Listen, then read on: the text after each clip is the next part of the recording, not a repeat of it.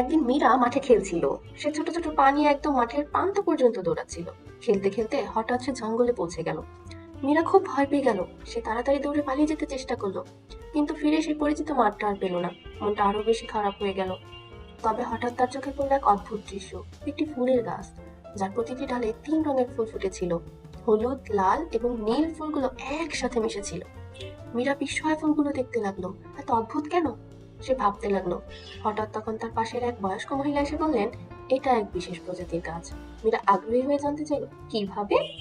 বয়স্ক মহিলা উত্তর দিলেন, এই গাছের 3টি রঙের ফুলের মধ্যে রয়েছে একটি অদ্ভুত রাসায়নিক প্রতিক্রিয়া।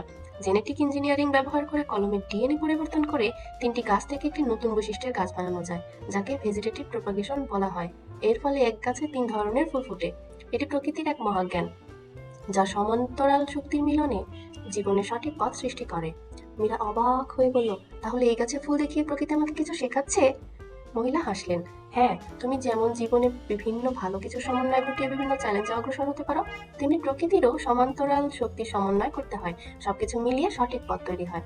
মীরা চিন্তা করলো, সে আজ প্রকৃতির এক অমূল্য শিক্ষা পেয়েছে, এবং হঠাৎ করে গাছের কাছেই তার পুরনো মাঠটা দেখতে পেল।